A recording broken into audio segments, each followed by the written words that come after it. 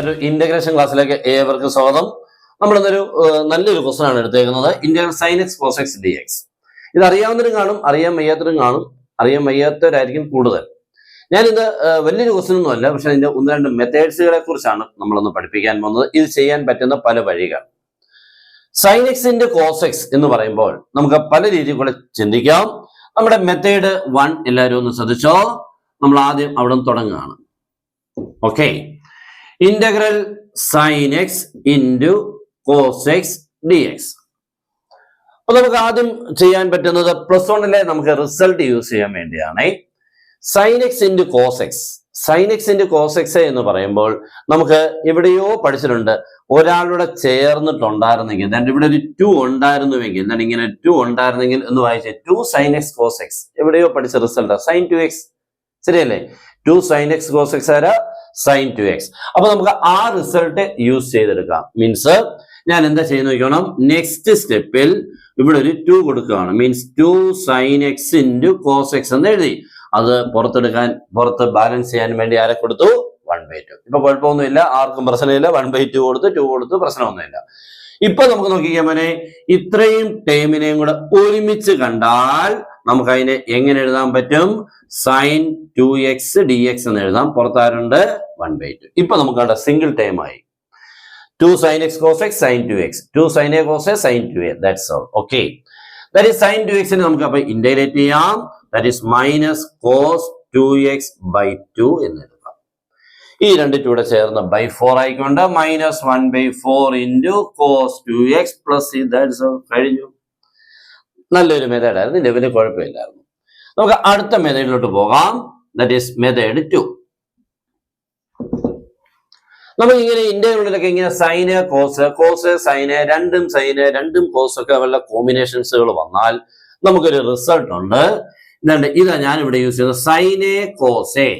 സൈനെ കോസെ എന്നുള്ള രീതിയിൽ കൂടെ വന്നു കഴിഞ്ഞാൽ that can be 1/2 into sine of a plus b plus sine of a minus B. ഇങ്ങനെ ഒരു റിസൾട്ട് ഉണ്ട്. ഓക്കെ, സൈൻ കോസ് എന്ന മാതിരി വന്നാൽ 1/2 into sine of a plus b plus sine of a minus B. ഇവിടെ കണ്ടോ, നോക്കിക്കേ, sign x cos X. ഇയാളെ നമ്മൾ എ ആയിട്ട് കരുതുക, ഇയാളെ നമ്മൾ എന്തായിട്ട് കരുതുക? ബി ആയിട്ട് കരുതിയാൽ integral sine x into cos x d x എന്ന് പറയുമ്പോൾ ഈ എക്സിനെ നമ്മൾ എ ആയിട്ട് കരുതി, ഈ എക്സിനെ നമ്മൾ എന്തായിട്ട് കരുതി? ബി. അപ്പൊ ഇതിപ്പോ എന്തായി? Sine a cos b, sine a cos B.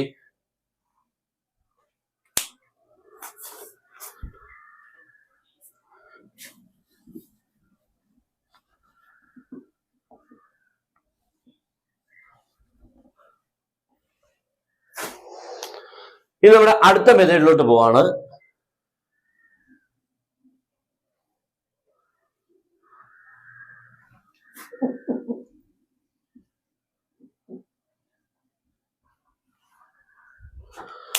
അപ്പൊ നമ്മുടെ ഇനി രണ്ടാമത്തെ മെത്തേഡിലോട്ട് പോവാണ്, മെത്തേഡ് 2. മെത്തേഡ് 2 നമുക്ക് പ്രയോജനമുള്ളതാണ് കേട്ടോ.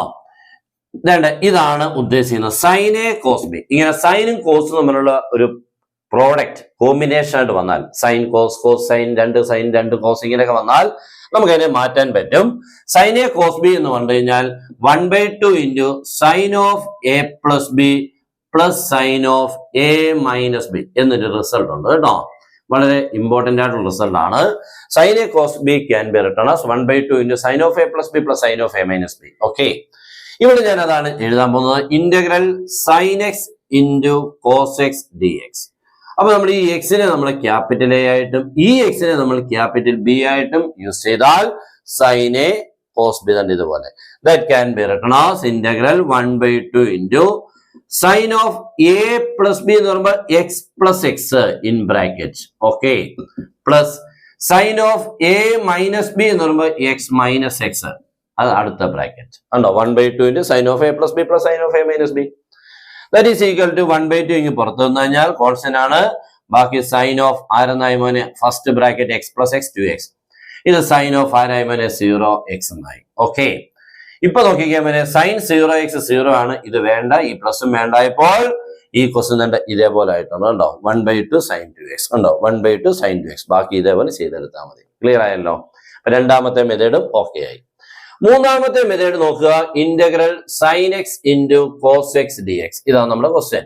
ഓക്കെ, ഇവിടെ നമ്മൾ യൂസ് ചെയ്യാൻ പോകുന്നത് സബ്സ്റ്റിറ്റ്യൂഷൻ മെത്തേഡ് ആണ്. സബ്സ്റ്റിറ്റ്യൂഷൻ മെത്തേഡിൽ നോക്കിക്കുക, സൈൻ എക്സ് ഉണ്ട്, അതിന്റെ ഡെറിവേറ്റീവ് അല്ലേ മോനെ കോസ് എക്സ്. അപ്പൊ നമുക്ക് ഇവിടെ സബ്സ്റ്റിറ്റ്യൂഷൻ കൊടുക്കാം.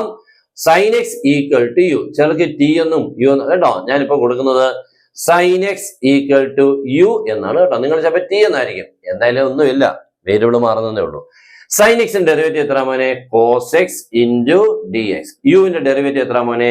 D u. ഓക്കെ, ക്വസ്റ്റ്യനിലോട്ട് വരികയാണ്. That is equal to integral e cos എക്സും ഈ ഡി എക്സും ചേർന്ന് ഉണ്ടോ, കോസ് എക്സും ഡി എക്സും ചേർന്ന് ആരായി? ഡി യു ആയി. ഓക്കെ, അപ്പൊ ഇത്രയും ആള് പേരുന്ന ഡി യു ആയി. സൈൻ എക്സ് എന്ന് പറഞ്ഞ പേര് യു ആയി, അത്രേ ഉള്ളൂ ഉണ്ടോ. അപ്പൊ cos x d x becomes d u and sine x becomes u. ഇപ്പൊ ഇന്റഗ്രൽ യു ഡി യു, യുവിനെ നിങ്ങളൊന്ന് എക്സ് ആക്കി വായിച്ചാൽ integral x d x. What is integral of X?